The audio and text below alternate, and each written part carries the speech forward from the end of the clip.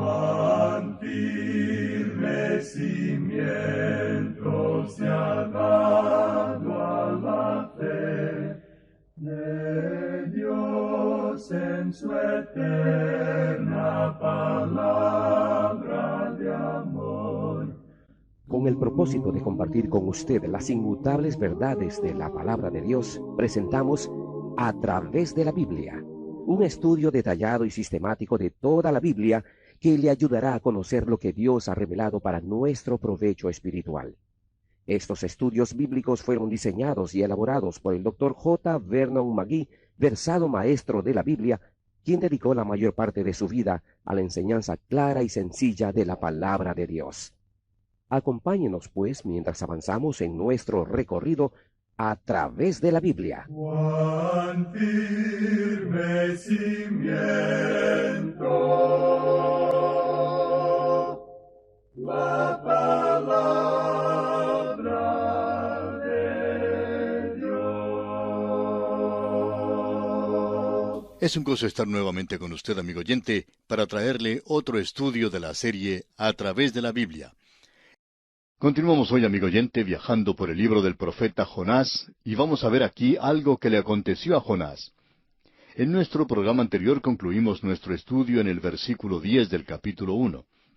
Como usted recordará, los marineros de la nave en la cual se encontraba Jonás estaban sumamente asustados.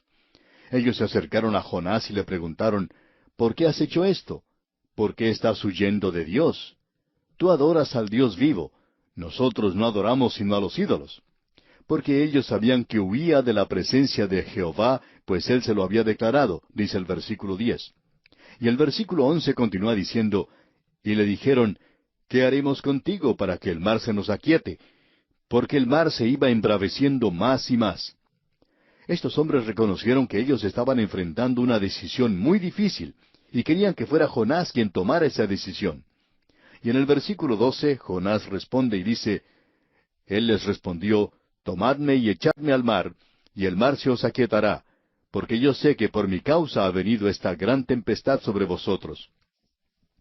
Jonás reconoce que la mano de Dios se encuentra en todo esto, y que Dios está actuando en su vida todo este tiempo, y que la única solución para el problema de la tormenta es sacarle a él del barco, de esa nave que se estaba dirigiendo a Tarsis. Porque Dios ya había determinado que este hombre no iba a ir a Tarsis, sino que iría al lugar donde Dios quería que él fuera. Ahora en el versículo 13 leemos, y aquellos hombres trabajaron para hacer volver la nave a tierra, mas no pudieron, porque el mar se iba embraveciendo más y más contra ellos. Estos hombres, estos marineros paganos, toman una posición que debemos reconocer como digna. Ellos no querían arrojar sobre la borda a Jonás, aunque ellos eran paganos. No querían arrojarle al mar. Trataron lo mejor que pudieron para hacer regresar esa nave a la tierra. Trataron de salir de esa tormenta, pero aunque remaban tanto como podían, encontraron que no podían hacer nada contra la tormenta. Debemos decir que en este lugar en particular, en este libro, estos marineros paganos se nos presentan en una posición mucho mejor que Jonás. En realidad, debemos decir que estos eran hombres destacados. No querían arrojar a Jonás al mar. Trataron lo mejor que pudieron de hacer salir el barco de la tormenta, pero no pudieron lograrlo. Y en el versículo 14 leemos, Entonces clamaron a Jehová y dijeron, Te rogamos ahora, Jehová, que no perezcamos nosotros por la vida de este hombre, ni pongas sobre nosotros la sangre inocente, porque tú, Jehová, has hecho como has querido. Notemos ahora el cambio que está tomando lugar en las vidas de estos hombres. Ellos se están dirigiendo ahora al Dios vivo y verdadero. Ellos están volviendo a Él, por supuesto, en su desesperación, y claman a Dios que les perdone por lo que van a hacer. No tienen ninguna otra alternativa. Solo pueden hacer eso. Y en el versículo 15 leemos, Y tomaron a Jonás y lo echaron al mar, y el mar se aquietó de su furor. Y esto nos revela, amigo oyente, de manera muy directa, que esa era una tormenta sobrenatural, y que Dios estaba controlando todo esto. Ahora el versículo 16 dice, Y temieron aquellos hombres a Jehová con gran temor, y ofrecieron sacrificio a Jehová, e hicieron votos. En el libro de Proverbios, capítulo 9, versículo 10, se nos dice que el temor de Jehová es el principio de la sabiduría. Y Jehová es el Señor, no los dioses de ellos. Ellos le temían porque Él es el creador del mar y de la tierra. Y ahora ellos ofrecen sacrificio a Jehová. Ese sacrificio señala hacia Jesucristo. No hay ninguna otra alternativa. Ahora aquí vemos que ellos hicieron votos. ¿Qué clase de votos hicieron esos hombres? Ellos hicieron votos al Señor. Ahora ellos le iban a servir a Él. Mediante esta experiencia, ellos se vuelven al Dios vivo y verdadero. Así es que algo de fruto se ha obtenido por medio de esta tormenta y por medio de Jonás. Él subió a bordo de esa nave y ahora es arrojado al mar. Y notemos lo que va a suceder con Jonás. Leamos el versículo 17. Pero Jehová tenía preparado un gran pez que tragase a Jonás. Y estuvo Jonás en el vientre del pez 3 días y 3 noches. Aquí no se menciona una ballena, como es la creencia popular. Se le llama aquí un gran pez. Pero lo que es importante aquí, según notamos, es el hecho de que este pez haya sido preparado por el Señor para esta actuación especial. Pensamos que nuevamente tenemos aquí un milagro en cuanto al pez, en el sentido de que había sido preparado especialmente para tragarse a Jonás.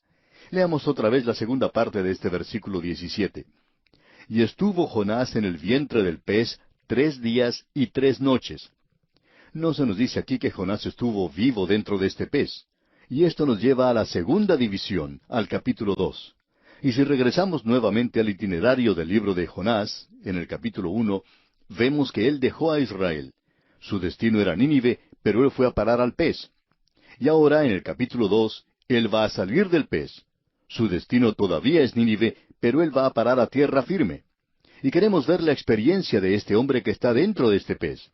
Y el primer versículo del capítulo 2 dice, Entonces oró Jonás a Jehová su Dios desde el vientre del pez. Ahora alguien nos va a decir, ¿pero creen ustedes que Jonás estaba muerto dentro del pez y que Dios le levantó de entre los muertos? Por cierto que creemos esto. Pero alguien va a decir además, pero aquí dice que Jonás oró a Dios desde el vientre del pez. Eso indica que él estaba vivo dentro del pez. Por cierto que lo indica. Nuestra pregunta es, ¿cuándo hizo Jonás esa oración? Cuando él hizo esa oración que tenemos aquí, ¿la hizo cuando recién entró al pez? ¿Cuando el pez se lo tragó y él fue a parar al estómago del pez? ¿Fue entonces cuando él oró? ¿O Jonás dijo cuando estaba dentro del pez, hablando consigo mismo, bueno, aquí estoy en realidad en una posición precaria, y las cosas no se ven muy bien para mí. Así es que voy a preparar una oración y se la enviaré a Dios y espero recibir una respuesta. Y por tanto, Jonás decidió escribir su oración. Trabajó, digamos, por unos 2 días, y luego al tercer día ya se la había aprendido de memoria, y entonces él presentó esta oración. Bueno, si él hizo eso, entonces nuestra interpretación está completamente equivocada. Pero no creemos que él haya esperado tanto tiempo con esa oración. Si este hombre se encontró en la condición en que se nos relata aquí, usted puede estar seguro de una cosa, que él inmediatamente comenzó a orar a Dios.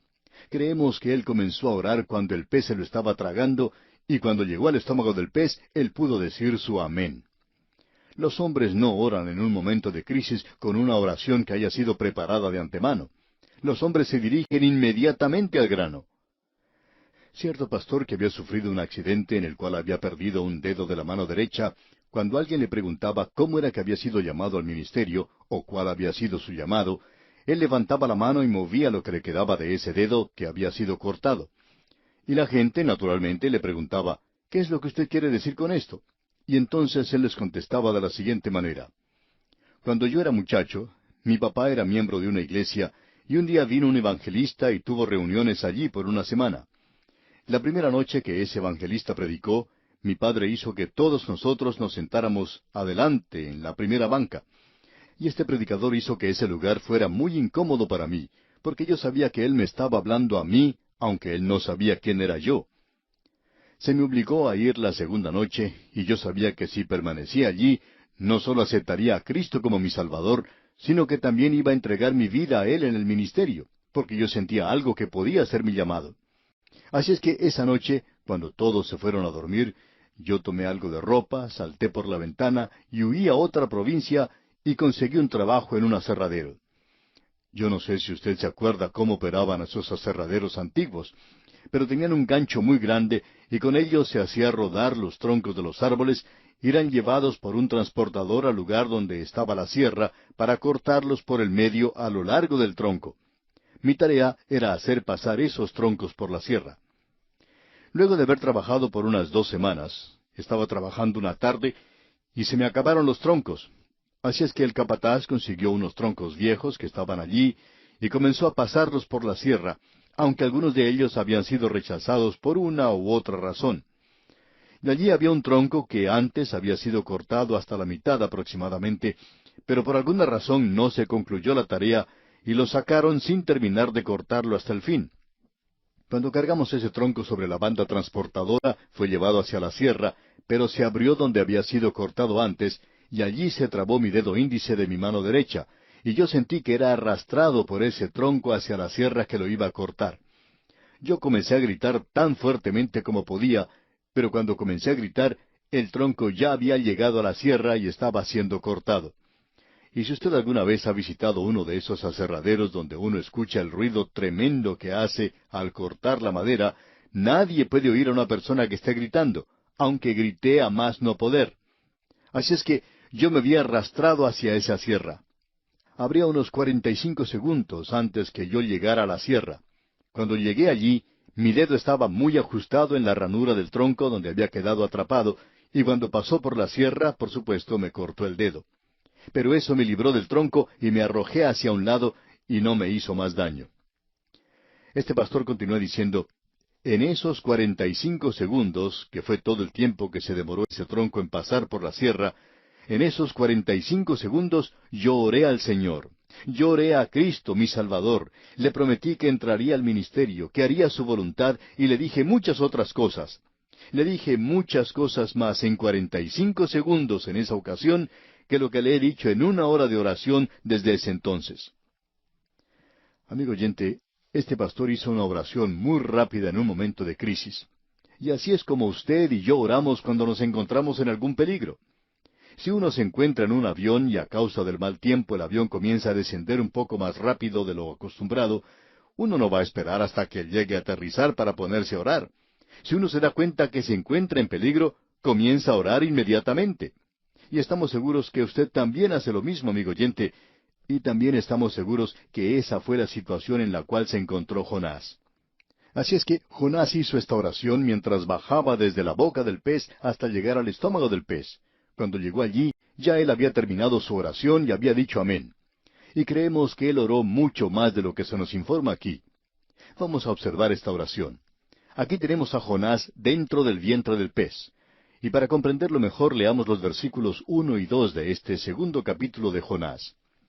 Entonces oró Jonás a Jehová su Dios desde el vientre del pez, y dijo, Invoqué en mi angustia a Jehová, y él me oyó. Desde el seno del Seol clamé, y mi voz oíste. La palabra Seol aquí, en algunos lugares es traducida como sepultura, en otros lugares como el mundo invisible a donde van los muertos. De cualquier forma en que uno la observe, tiene que ver con la muerte, siempre se asocia con el cementerio, y uno no podría tomar esta palabra en ningún otro sentido. Así es que, desde el seno del Seol o desde el seno de la tumba. No sabemos cuál es su interpretación, pero nuestra interpretación es que Jonás está diciendo que el seno de este pez fue su tumba, y una tumba es un lugar para los muertos. Uno no coloca a un hombre vivo en una tumba. Creemos que Jonás se dio cuenta que él iba a morir dentro de ese pez, y que Dios iba a oírle a él y resucitarle de entre los muertos. En cierta ocasión, un joven se puso a conversar con el pastor que había visitado su iglesia, y le dijo que quería aceptar a Cristo. El pastor le preguntó por qué no había pasado al frente. Y este joven respondió que él tenía un problema que no podía superar. El pastor entonces le preguntó cuál era ese problema. Y el joven respondió, yo no puedo creer que un hombre pueda vivir 3 días y 3 noches dentro de un pez. El pastor le dijo, ¿y quién le dijo eso? Bueno, contestó el joven, la Biblia lo dice, y yo sé que mi predicador también lo dice, y tengo un profesor en la escuela que se está burlando de todo esto. Entonces el pastor le dijo, bueno, mi Biblia no dice que él estuvo vivo. Y llegó luego al capítulo 2 de Jonás y lo leyó. Y explicó que este hombre Jonás muestra claramente que el estómago de este pez fue su tumba, y que la tumba es un lugar para los muertos.